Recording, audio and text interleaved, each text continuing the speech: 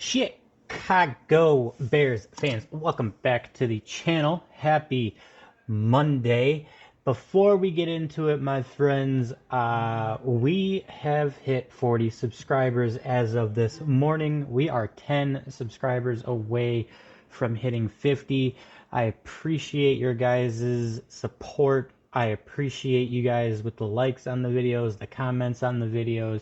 I appreciate you guys so much. So before we get into the video, my friends, like the video, subscribe to the channel, and hit that notification bell so we can beat the YouTube algorithm. Without further ado, we got the jersey of the day for you. As you can see, we are heading up Mr. Rome Odunze today.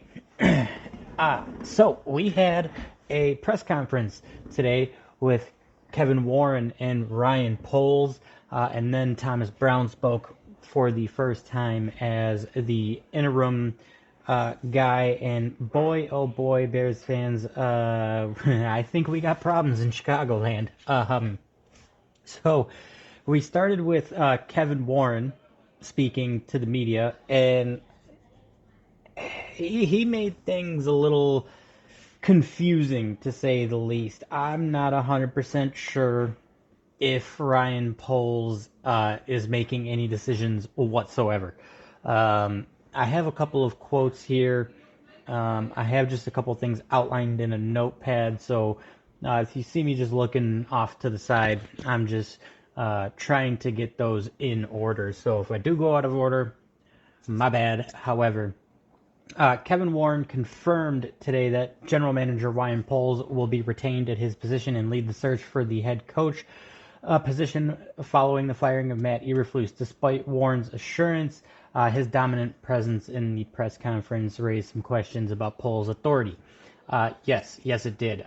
He made it sound like Poles is not going to make the decision on who is head coach based on his body language and his tone of voice, even though he had said a couple of times that Ryan Poles has the ultimate say. The way he worded it was very condescending. He said that, the coaching decision and the hiring of will ultimately be Ryan Poles' decision if it came down to it. However, he believes that them working in tandem will reach a decision before that. And that doesn't really have a big vote of confidence in your GM. And what people, I don't think, really fail to realize in this concept is Ryan Poles did not hire Matt Eberflus, and he did not want to bring Matt Eberflus back for year 3, and he was basically forced into a marriage with him.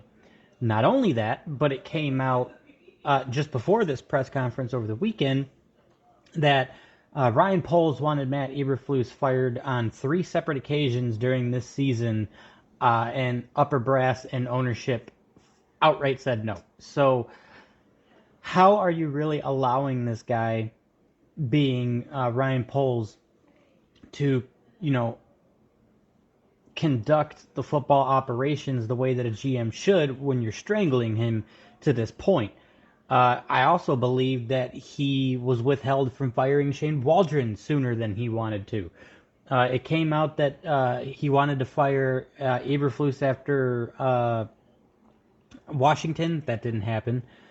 He wanted to fire him after the Patriots game. That didn't happen. And he wanted to fire him after Green Bay, and that didn't happen. So how much control does Ryan Poles actually have? I'm not 100% sure. Because he made it very clear that he has a very large presence in these decisions. And, I don't mean to offend Kevin Warren, nor do I really care, but you were brought in to build us a stadium. You were not brought in to be involved in the football operations whatsoever. That is Ryan Poles' thing, and it should be his thing, and it is very clear that it is not. I would argue that it has not been a thing this entire time that he has been in the organization, just because of how the conference went today. But, I don't understand how you. I don't understand how Ryan Poles really had to try to convince you that you had to fire Matt Eberflus and Shane Waldron on multiple occasions. And if it went higher than that, why would Kevin Warren have to get involved to lean the McCaskies in the direction of a firing? I don't understand, because I'm torn between they finally have seen enough and they finally said, all right, enough is enough, we'll fire him. And there's also a part of me that says there's absolutely no way that the McCaskies would let go of that badge of honor of never firing a coordinator or a head coach mid-season.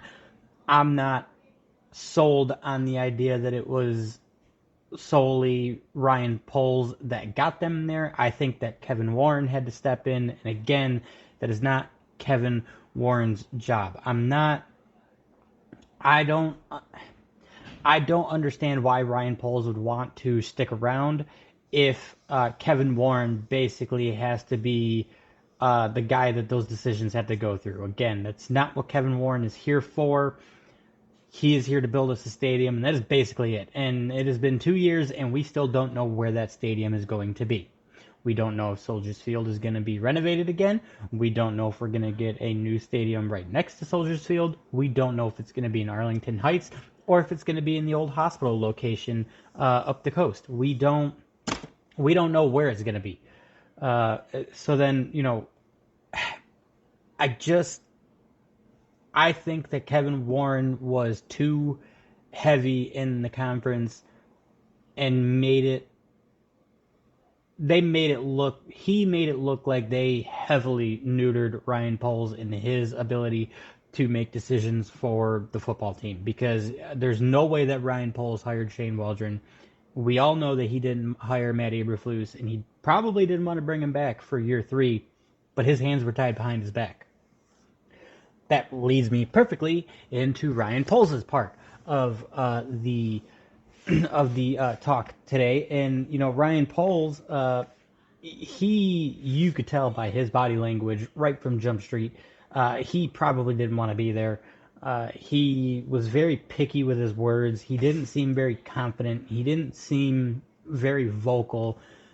He was very monotone and sluggish. It's just not the Ryan Poles that we have seen in press conferences before. It's not the Ryan Poles that we have seen make comments with conviction in the past. Ryan Poles and his body language made it seem like, Kevin Warren is more involved in the football ops. When we got to the point of talking about Shane Waldron, he really didn't have an answer. And that leads me to believe that was also a decision that came from the McCaskies up above, because if Poles really had the leadership that he is supposed to have, I don't think that Shane Waldron would have made it past. I don't think he would have made it to the New England game. I really don't.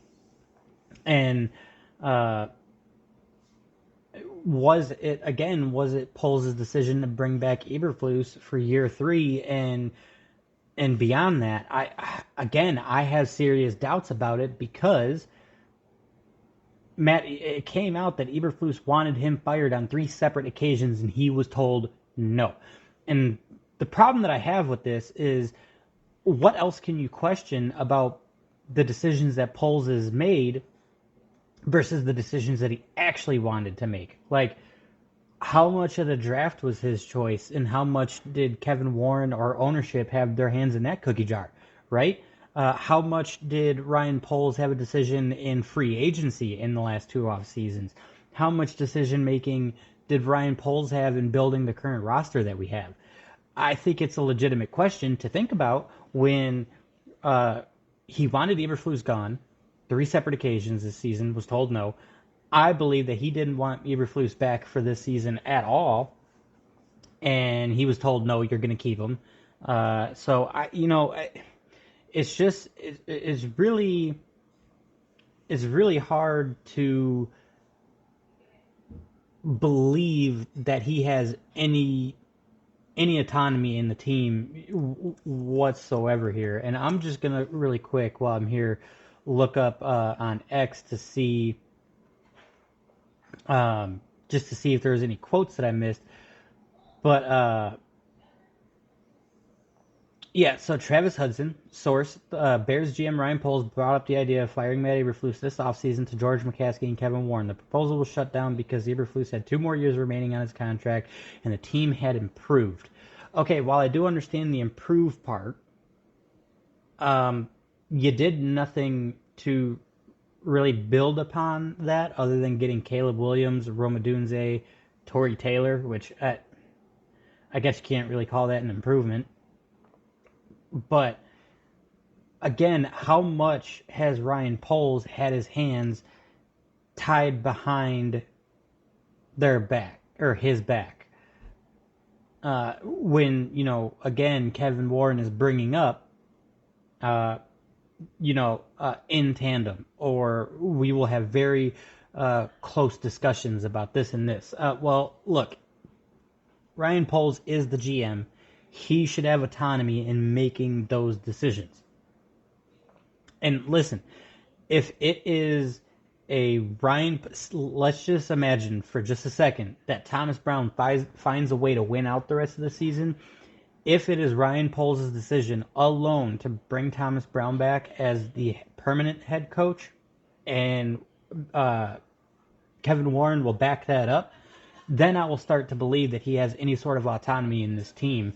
Because so far, the way that, with what's come out in the last 72 hours just alone, there is no way to believe that any of these decisions, as far as the roster goes, as far as the coaching goes, as far as the way that the team is led, there's no way that any of that comes from Ryan Poles. It all comes from the front office. And then I was talking with my brother earlier today, and I said, well, why would Ryan Poles want to stay? And well, Ryan Poles is, my brother pointed out, and I think that he's very valid. Ryan Poles is a very smart man, and he's not going to leave without another contract offer in hand, for one.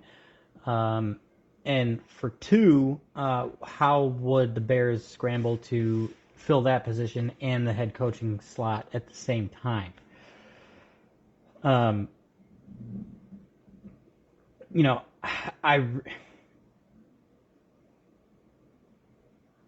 I'm starting to give Ryan Poles a lot of slack here, where I see a lot of people not doing that, because again, how much has really been his actual decision making, and how much is his decision making based on what ownership is telling him to do? They have absolutely cut him off at the knees, and it is a real shame to see that. I want to give Ryan Poles the benefit of the doubt, because we all bagged on him for not building out the roster the way that it should have, because he should have went with the offensive line first, and he couldn't. At least it's starting to appear that way.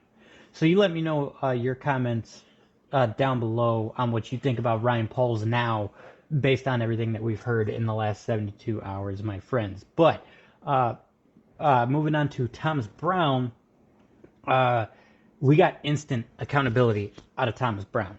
He said that he is not exempt from the late game losses. He has a part in that too. Instant accountability. Love to see that. The second thing that he talked about was unifying the locker room immediately. And I agree with that. I think that there has been a divide in the locker room, mainly because the players played well enough to win these games. Eberflus is finding a way to lose them. And what sucks is that his defense will play well enough until basically the last drive, right? And, I think that with Thomas Brown as the new, head coach for right now, you won't see if a game comes down to 3 points or less and the Bears are driving downfield, I don't think you're going to see those same mistakes. I think that it will be handled a lot better than what we have seen out of Matt Eberflus. I think that we have already seen that he understands where the problems were in the offense and he fixed them practically immediately. I mean, I've talked about in all my video breakdowns that everybody is getting targets. Even Roshan Johnson and DeAndre Swift had receiving yards in the game against Minnesota. And you've seen Caleb Williams be more outside the pocket. He is more accurate outside the pocket, I think. And if he sees a play not developed quick enough, he takes off and he goes and gets yardage out of it instead of taking sacks. Of course, he has still had sacks in the last 3 divisional games, but compared to what we saw from the Washington game up until those divisional games, everything got better on the offense. I would even argue that the offensive line looks better just because Caleb's getting the ball out quicker. They're not allowing that pressure, so the offensive line by default just looks better just because he's not taking as many sacks, right? And another quote that I have from Thomas Brown is, "Football is a violent game and it rewards those who play the game violent." And I think that that is him trying to set a tone and try to set a identity for the Bears, because we didn't know what the identity of the offense was. We knew what the identity of the defense was up until the last maybe 2 weeks, where they were flying to the ball fast, they were hard hitting, they were wrapping people up. Their run defense wasn't great, but they were top tier, number 1 red zone defense. You knew what the Bears defense was, and you knew what their identity was. We didn't know practically all season what the offensive identity was, and I think that Thomas Brown is setting it up to look like they will make Caleb Williams mobile. They will use his legs if he needs it, but we will try to establish the run early to open up the pass game, and then we will attack the pass game and then bring it back to the run game. And we will keep it mixed evenly, but we will keep it out of order so you don't know what is coming next. I think that he is setting it up to know what the offensive identity is starting to become. It is just a matter of, can he make that more apparent in the next 5 weeks? I think that he can. I think that he will. And does that set him up to be in conversations for the head coaching position that opens up at the end of the year? I think that it is worth stating that whether he is the head coach or not, you should absolutely find a way to retain him, just because of what he has been able to do with Caleb Williams, especially if he strengthens that over the next 5 weeks, if he continues to grow the offense over the next 5 weeks, and if he just tightens up everything as a whole. If he could work with the DC and tighten up the run game a little bit, so that we're not giving up so many yards per game, or maybe he can clean up help clean up the special teams, right? And hopefully get some more yards out of special teams without penalties, and cleaning up penalties as a whole. Really, just starting with the simple things, doing simple effective, and doing simple effective often, making sure that there is accountability in the media when it comes to the post-game conferences, making sure that the players are putting accountability in the right spot, because I have spoke before that the players are putting accountability in the wrong area. Players are taking accountability for the whole team when that should be on the coaches. Players take accountability for themselves, the coaches take accountability for the team as a whole. I've said that almost all season because we haven't seen that out of Matt Eberflus. So can Thomas Brown give the Bears as a whole some sort of identity in the next 5 weeks? Maybe. I don't know if 5 weeks is enough time, but can he make the Bears at least look like a competent team in the last 5 weeks? That he could certainly do, because you're going up against San Francisco in San Francisco. I believe you play Seattle in Seattle, and then you play Detroit at home, Minnesota on the road, Green Bay on the road. So you could definitely put it on paper what the Bears are and what they should have looked like all season long. And that is also a huge detriment to Ryan Poles not having the autonomy that he has, because if Ryan Poles could have put this into motion sooner, what would the Bears look like? What could their record look like? The last 3 games that were decided by a field goal or less, are those games that could have been won just by smarter decision making? We've seen already Thomas Brown make smarter decisions just with the offense alone, and that has nothing to even do with Eberflus. That's just not having Shane Waldron in the building. What can he do with the team as a whole? I have already said in the last couple of videos that I did that can he uplift the rest of the team without letting the offense suffer because he doesn't have that one-on-one time just with the offense being in the coordinator position? Can he find a way to even spread that and still lift everybody up? That's up for discussion. We have 5 weeks to see that. But Bears fans, I want to ask you this question. If he does find a way to win out, would you consider him for the head coaching spot? Would you put him up against maybe the Ben Johnsons, the Mike Vrabels? I want to say that Bill Belichick has been in there in that discussion, maybe John Gruden as well. Like, would you put him in that conversation? Me personally, I would. If he could show that the whole team as a whole is uplifting, and then Ryan Poles is sitting in a position where he could finally put that draft capital into the offensive line and the defensive interior offensive line or defensive line like he should have in the last offseason. Those are the only really 2 missing puzzle pieces right now. Yes, you're going to lose Keenan Allen, but I believe that you could find someone in free agency if Keenan doesn't come back, because Keenan has said out loud that he's either going to stay in Chicago or go back to LA. He won't play for anybody else. DeAndre Swift is kind of a question mark, but with Roschon Johnson and some of the other options you got, I think you'll be just fine at running back. So if you could focus on that, offensive and defensive line, especially with the offseason and free agency and trades, you could really set up either Thomas Brown or Ben Johnson or Mike Vrabel or Cliff Kingsbury or insert top name here. You could really set them up for success. But like I said, if Thomas Brown succeeds and has a winning record or goes 5-0, you might want to consider keeping him in some way, shape, or form, whether that is OC or HC. That's just my opinion. But Bears fans, you let me know your opinions in the comments section below. Just remember, we are on the road to 50. We are 10 away. So please subscribe to the channel so we can hit that 50 goal. I appreciate you guys so much.